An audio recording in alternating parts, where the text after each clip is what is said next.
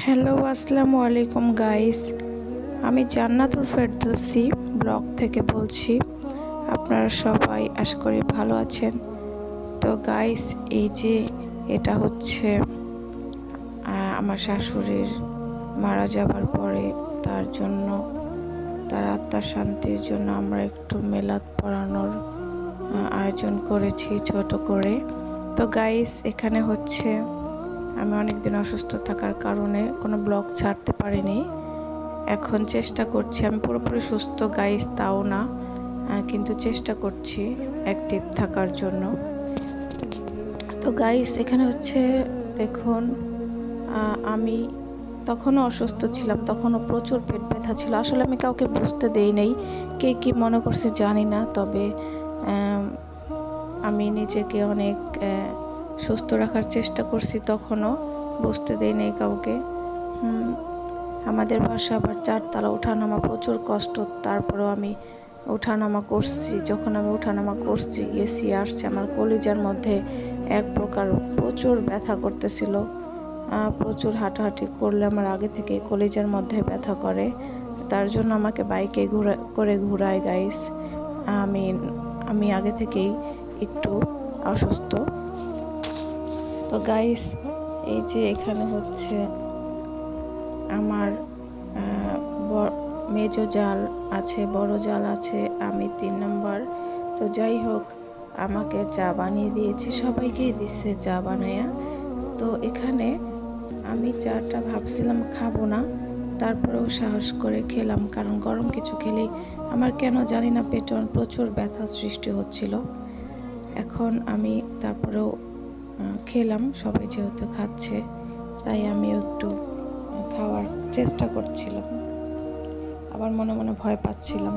তো জানি না, আমার পেটের ব্যথা কখনোই ছিল না গাইস, কলিজার ব্যথাটাও ছিল না।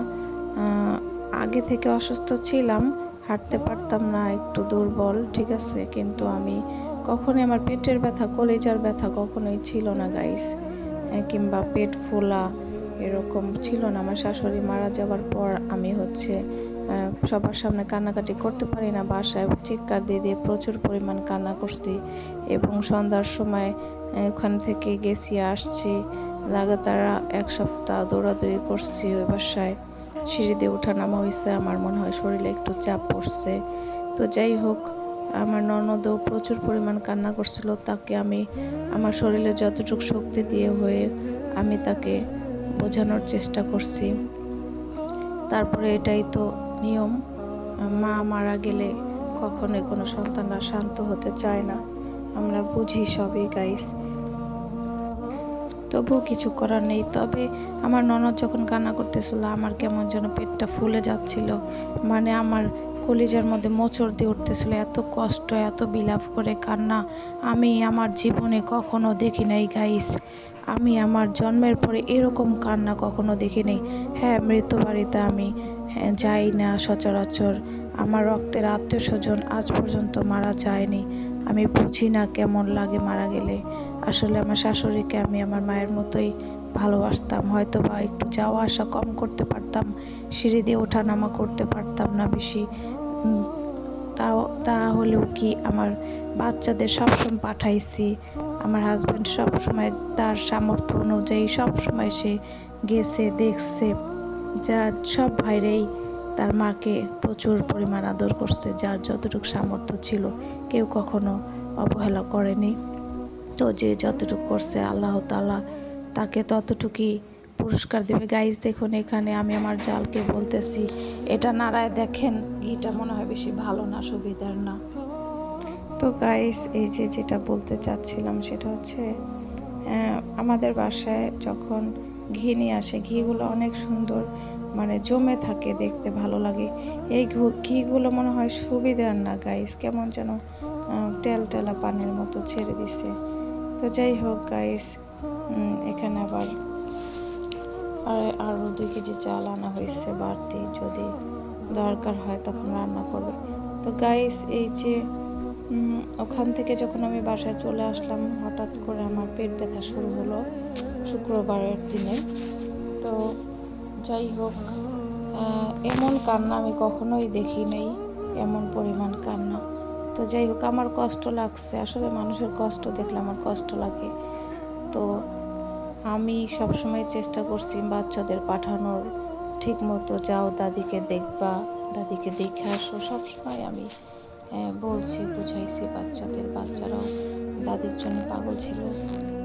তো গাইস, যাই হোক, পৃথিবীতে এই দুনিয়াতে মানুষ যে যেমন কর্ম করবে তার কর্মফল তার ভোগ করতে হবে গাইস, এটা কিছুই করার নেই। আপনি যদি কখনো অন্য একটা মানুষকে আঘাত দিয়ে কথা বলেন গাইস, সে আঘাত আপনি হয়তো বা দুনিয়ার বুকে জিতে যাবেন গাইস, কিন্তু আপনি আখিরাতে ঠিকই আল্লাহর দরবারে হেরে যাবেন গাইস। তো যাই হোক, আমাদের সাথে কে কেমন ব্যবহার করছে না করছে আমরা কোনো কিছুই মনে রাখবো না গাইস। ছোট যারা খারাপ ব্যবহার করলেও তাদেরকে মাফ করে দেওয়ার চেষ্টা করব, কারণ আমরা বড়, এটাই আমাদের উচিত, এটাই নিয়ম। আর আমার সাথে সেরকম কেউ কোনো খারাপ ব্যবহার করেও নেই, আমার সাথে সবাই ভালো ব্যবহার করছে। এবং কি আমার শাশুড়ি যতদিন বেঁচে ছিল আমাদের সাথে সবসময় ভালো ব্যবহার করছে।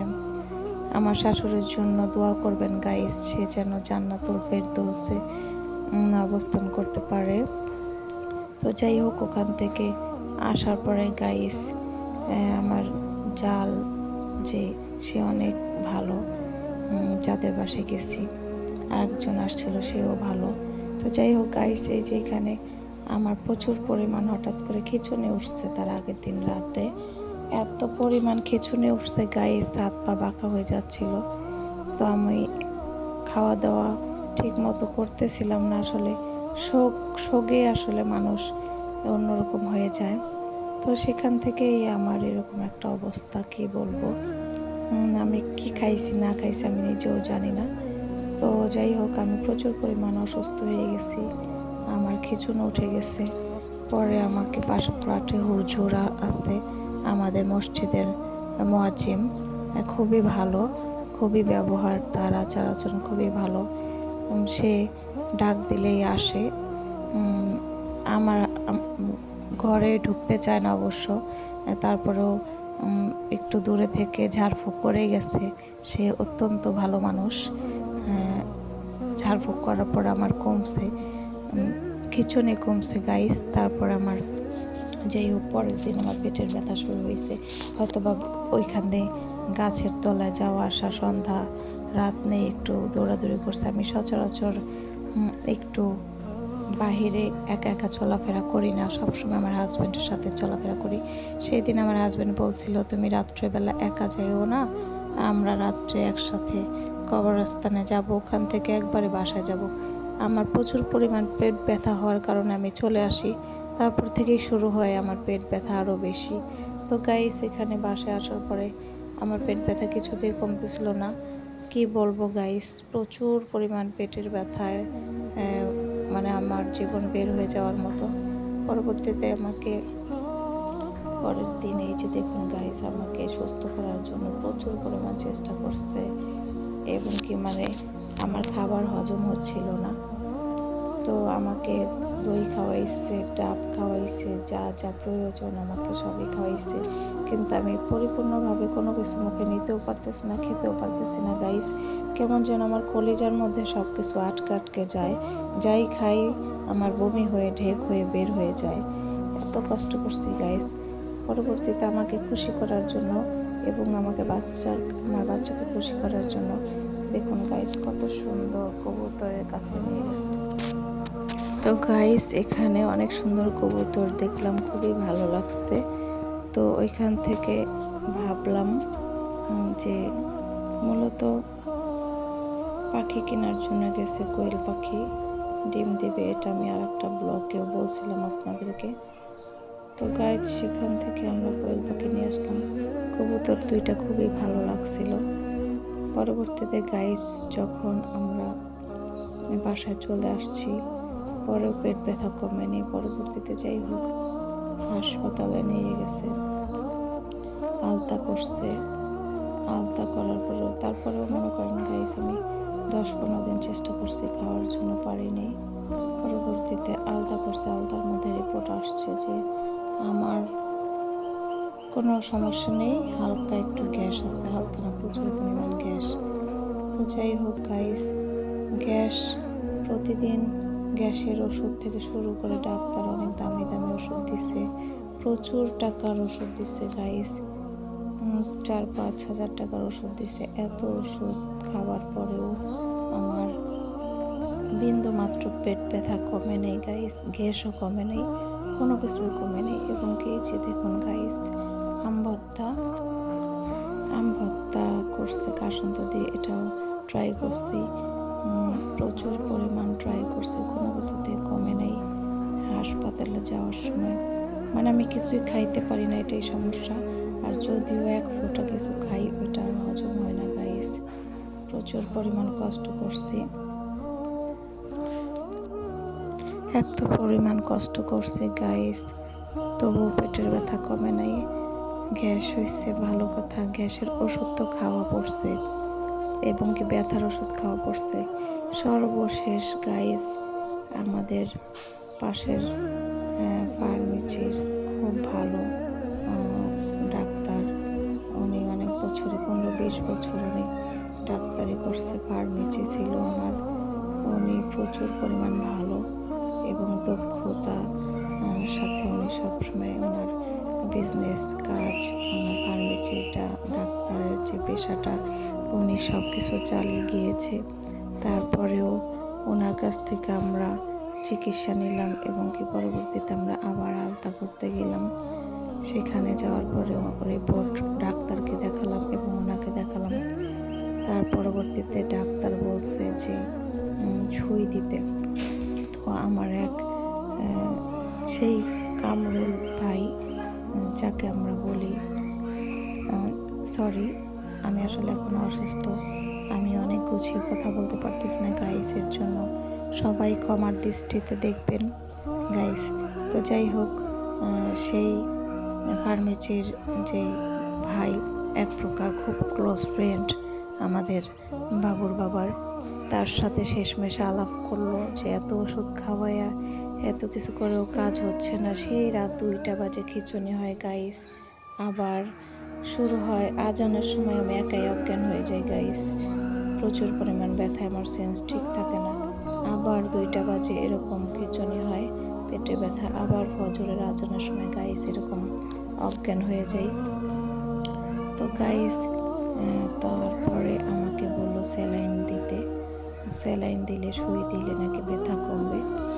তো আমার হাজব্যান্ডের চাচাতো ভাই যে সবসময় তার সাথে থাকে, সময় পেলে তার সাথে একটু সময় দেওয়ার চেষ্টা করে, খুবই ভালো অমায়িক ব্যবহার, তার নাম হচ্ছে মাসুদ ভাই। তো মাসুদ ভাই বলল যে এরকম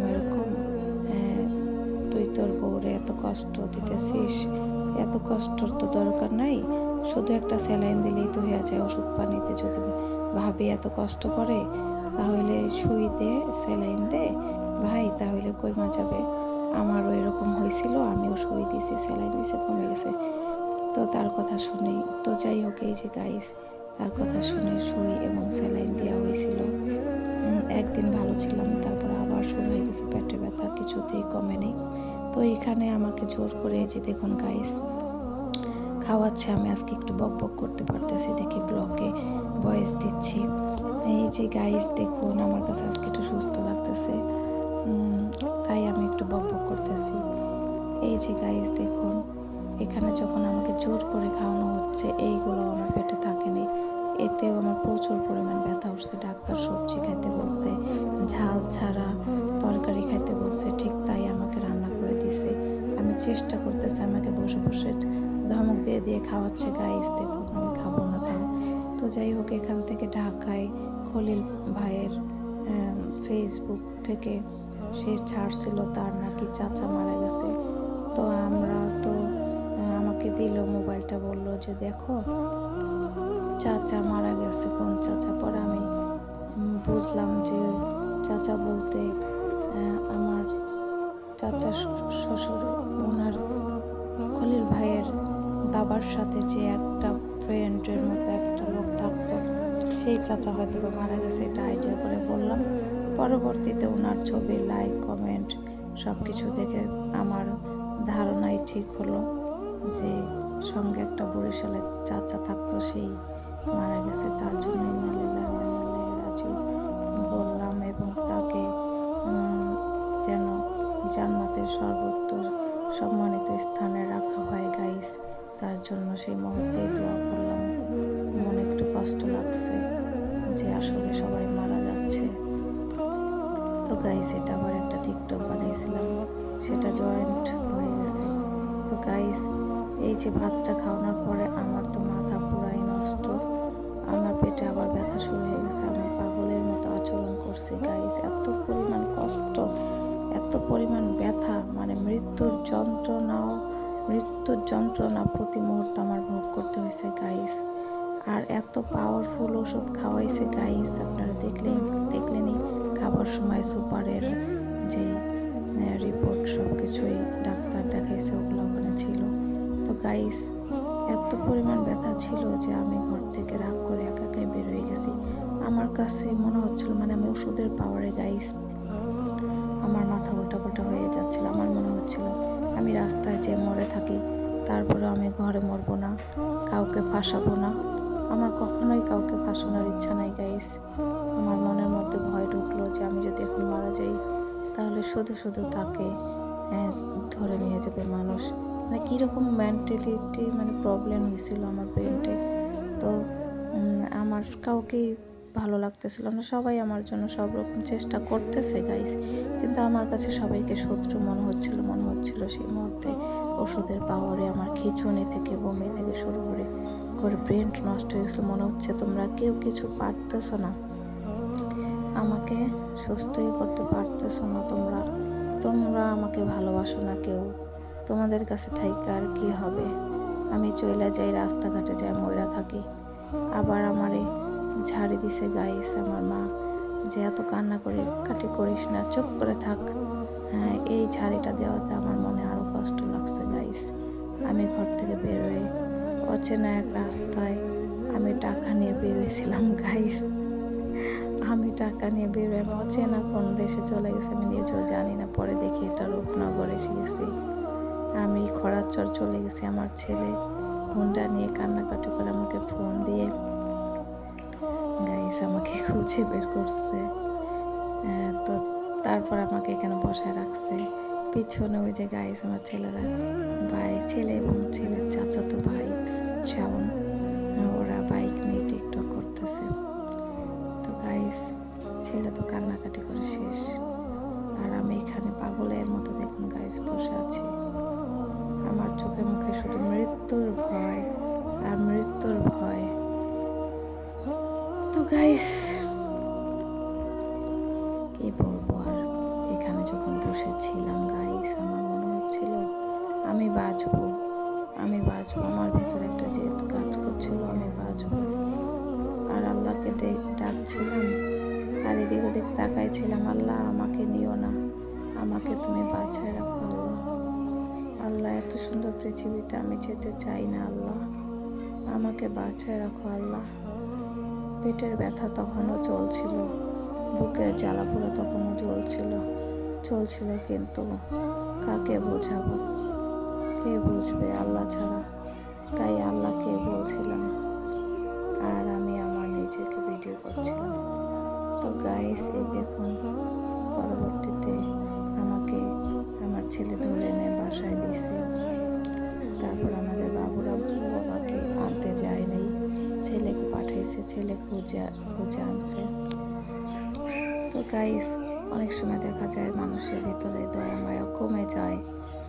আর তখন আমার মনে হয়েছিল যে আমি যদি সুন্দরী থাকতাম, অনেক রূপসী থাকতাম, তখন ঠিকই আমার হাজবেন্ড আমাকে খুঁজে আনতো।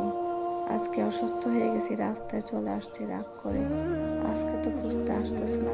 অনেক রকম কষ্ট ভিতরে কাজ করছে। তারপরে যাই হোক গাইস, ওগুলো নাই বা বললাম।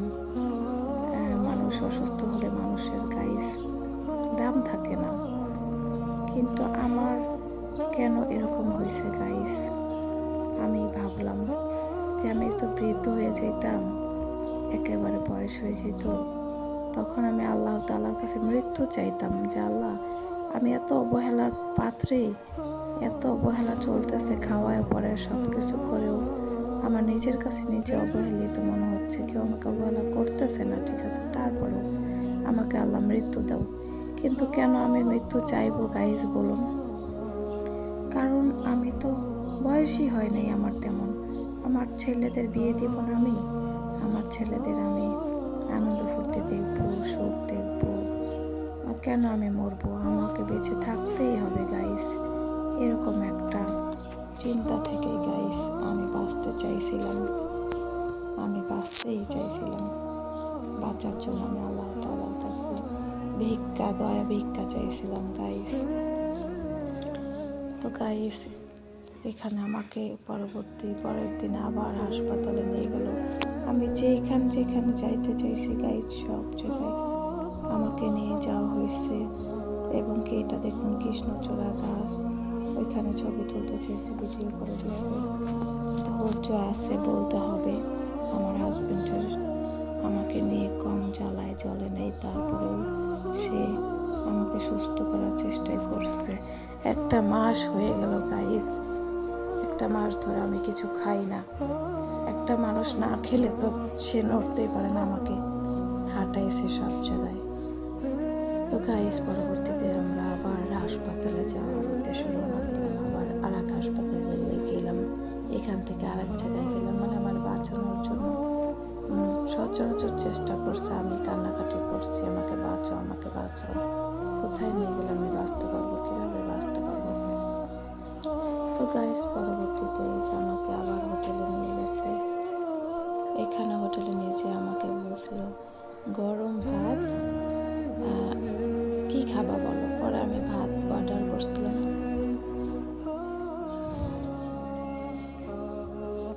তো গাইস ভাতগুলো ছিল অনেক শক্ত, মোটা মোটা। তার জন্য গাইস আমি ক্লান্ত হয়ে গেছি গাইস এত বকবক করতে করতে। তো গাইস আমি একটু নিঃশ্বাস ছেড়ে নিই। তো যাই হোক, এখানে আমি পরবর্তীতে চেঞ্জ করে দিতে বললাম, নরম পোলাও আনতে বললাম। আমি পরে নরমের পোলাও হয়নি গাইস, এটা শক্ত ছিল পোলাও। এই দেখুন গাইস আমাকে কত কিছু খাইতে দিছে, আমি কিচ্ছু খাইতে পারি নাই গাইস। আমি যা মুখে দিচ্ছি সব জোর করে আমাকে ধমক দিয়ে দিয়ে খাওয়াইছে গাইস। পরবর্তীতে আমার খবর হয়ে গেছে, আমার পেটে ব্যথা শুরু হয়ে গেছে, কোনো কিছুই হজম হচ্ছিল না গাইস। তো এখন পর্যন্ত এরকমই আছি। আল্লাহর কাছে দোয়া করেন গাইস আমার জন্য, আমি যেন সুস্থ হয়ে যাই, আমি যেন পৃথিবীটাকে আরো সুন্দর মতো দেখতে পারি।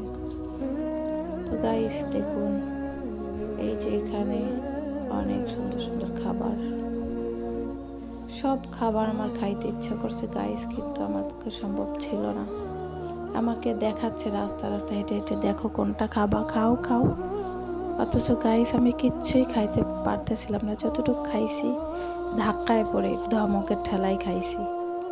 আমি জানতাম রাত 2টা বাজে আমার ব্যথা শুরু হয়ে যাবে, ফজরের আজানের সময় আমি অজ্ঞান হয়ে যাবো। আল্লাহ কি কষ্ট। এই দেখুন গাইস আমি তেহারি পছন্দ করি, তাও খাইতে পারি না গাইস। এতদিন পরে আমি লাউ ওই যে দিয়ে খাইছি, পেঁপের ভাজি দিয়ে খাইছি গাইস। দেখুন ওখান থেকে খাওয়ায় আনছে, পরে আমি অজ্ঞান হয়ে গেছি ব্যথায়। এই যে গাইস আমাকে দেখুন গাইস, দেখুন আমাকে স্যালাইন দিয়ে শুয়ায় রাইখা দিছে, আমি পুরাই অজ্ঞান। মেয়ে ভিডিও করে দিচ্ছিল, তখন জ্ঞান ফিরছিল একটু।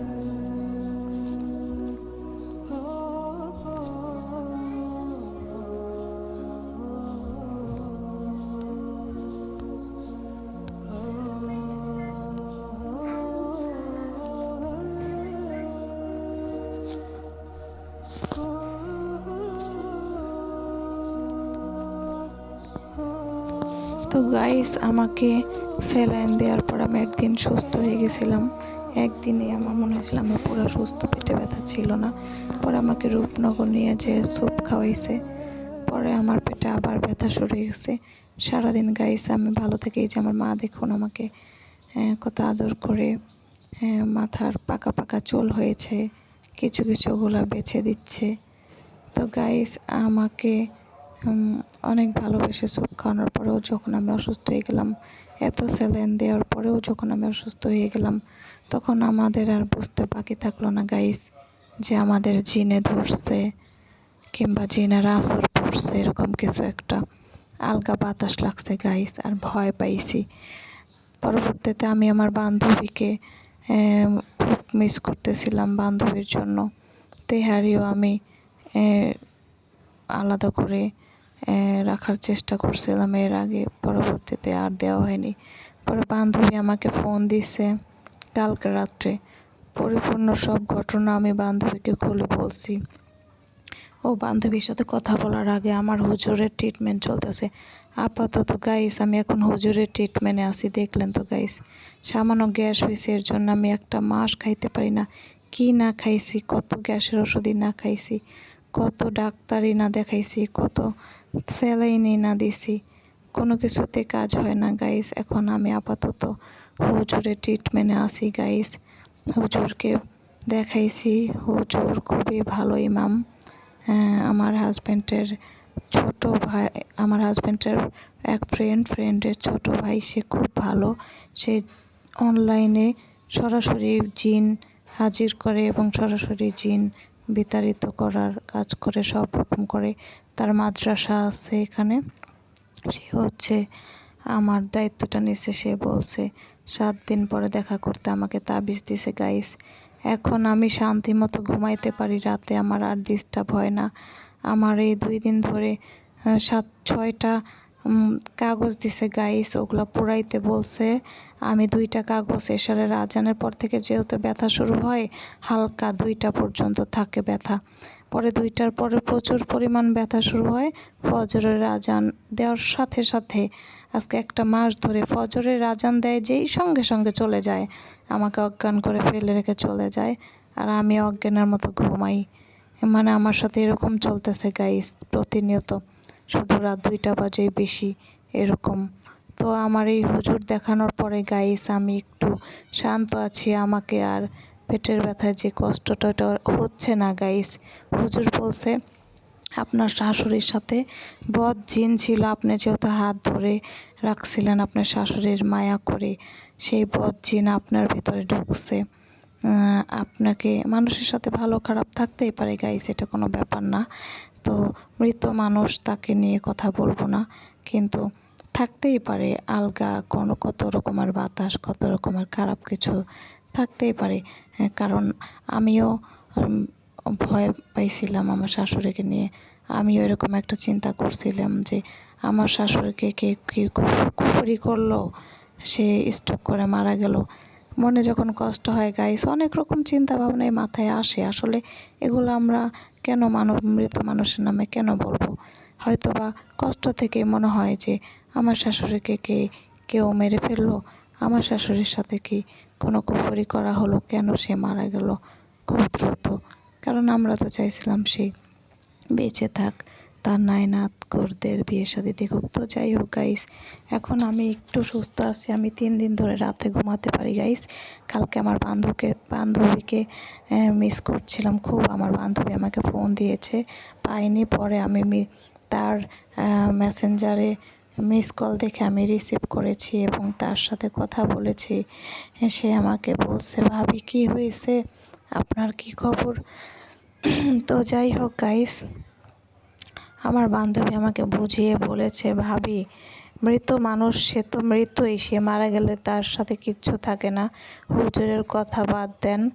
যাই হোক আপনার সাথে কিছুই নাই ভাবি, আপনি সম্পূর্ণ একটা ভয় পাইছেন ভাবি, ভয়ে থেকে আপনার এই অবস্থা হয়েছে ভাবি। এরকম আমার বোনের ওরকম হয়েছিল ভাবি, কিচ্ছু না, শুধু পেট ভরে খাওয়া দাওয়া করার চেষ্টা করেন ভাবি, দেখবেন ঠিক হয়ে গেছে। আর আল্লাহ আল্লাহ করেন, আল্লাহ হজম করে দেবেন আপনার ভিতরে। যখন আস্তে আস্তে ভয়টা চলে যাবে, তখন আস্তে আস্তে আপনি এমনি সুস্থ হয়ে যাবেন, এমনিতেই আপনার পেট ফোলা কমে যাবে ভাবি, এমনিতেই আপনার খাবার হজম হবে ভাবি ইনশাল্লাহ। আপনি কোনো টেনশন করে না ভাবি। তো কালকে আমাকে অনেক রকম করে বুঝাইছে যে মারা গেছে, তার শরীরে তার আত্মাই থাকে না, তার শরীরে জিন আসবে কোত্থেকে ভাবি। তো যাই হোক, হুজুরের কথা এত বিশ্বাস করে না, হুজুররা তো বলবেই অনেক কিছু। তারপরেও তাবিজ তোমার রাখেন ভাবি, উপকার হবে। তো অনেক রকম কথা বলেই আমাকে সাহায্য করছে, হেল্প করছে। আমি অনেক সাহস পাচ্ছি। কালকে গাইস আমি 1 মাস পরে পেঁপে ভাজি দিয়ে ভাত খেয়েছি গাইস। আমার অনেক ভালো লাগছে। এটাই হচ্ছে আমার জন্য খুব খুশির খবর যে কালকে আমি একটু ভাত খেয়েছি পেঁপে ভাজি দিয়ে। সাহস করে আমার বান্ধবী আমাকে ধমক দিছে, ভাবি আপনি কিন্তু খাবেন, যত যাই হোক ভাবি আপনি খাবেন। আমাকে এরকম সাহস যদি আমাকে 1 মাস আগে কেউ দিত গাইস, আমি অবশ্যই অনেক সুস্থ হয়ে যেতাম। কিন্তু আমাকে এরকমভাবে কেউ বোঝায় নাই যে মৃত মানুষ সে তো মৃত, তার সাথে তার আত্মাই থাকে না, তাহলে তার সাথে তার জিন আসবে কোত্থেকে ভাবি। আপনার একটা জিনে ধরে নেই, কিছু ধরে নেই, আপনি সম্পূর্ণ ভয় পাইছেন ভাবি, ভয় দূর করেন, ঠেইলা খান। তো গাইস আমি এখন সেটাই চেষ্টা করতেছি। আমার বান্ধবীর কথা শুনে আসলে আমার আম্মাও প্রচুর কান্নাকাটি করছে আমার জন্য, সবাই এরকম হাই হতাশ করছে, যা আমিও অসুস্থ হয়ে গেছি গাইস। আমার শাশুড়ির সাথেও কিছু ছিল না, আমার সাথেও কিছু নেই গাইস। আপনারা সবাই মিলে দোয়া করবেন। আসলে এটা সম্পূর্ণটা আমি একটি জল্পনা কল্পনা থেকে, ভয়ে থেকে হয়তো বা আমার এরকম হয়েছে গাইস। আর যদিও থেকে থাকে গাইস, তা যেন আমার থেকে দূরে চলে যায় গাইস। আমার জন্য দোয়া করবেন। আর হুজুর তো বলেছেই যে তাবিজ দিলে সব ঠিক হয়ে যাবে। আসলে ওই তাবিজটা দেওয়ার পর আমিও উপকার পাচ্ছি, এটা সত্য। জিন ভূত বিশ্বাস করি না, আবার বিশ্বাস না করলেও তো গাইস আমাদের ঈমান থাকবে না। কারণ পৃথিবীতে দুষ্ট জিন আছে, এটা সত্য গাইস। আর কুফরি করে মানুষের সংসার নষ্ট করার জন্য, মানুষের ক্ষতি করার জন্য, এটাও সত্য গাইস। কি করব গাইস, কোনটা রেখে কোনটা ধরবো, কোনটা রেখে কোনটাকে অবিশ্বাস করার কোনো সুযোগই নেই গাইস। তো গাইস আমার জন্য দোয়া করবেন। যাই হোক না কেন আমার সাথে, আমি যেন সুস্থ হয়ে যাই আগের মতো, আপনাদেরকে অনেক ভালো ভালো ব্লগ উপহার দিতে পারি। দোয়া করবেন আমার জন্য। আসসালামু আলাইকুম। ধন্যবাদ সবাইকে। আমার ব্লগ ভালো লাগলে লাইক কমেন্ট শেয়ার করে দিবেন। অনেক লম্বা ব্লগ হয়ে গেল গাইস আজকে। আসসালামু আলাইকুম। ভালো থাকবেন সবাই, সুস্থ থাকবেন। খোদা হাফেজ।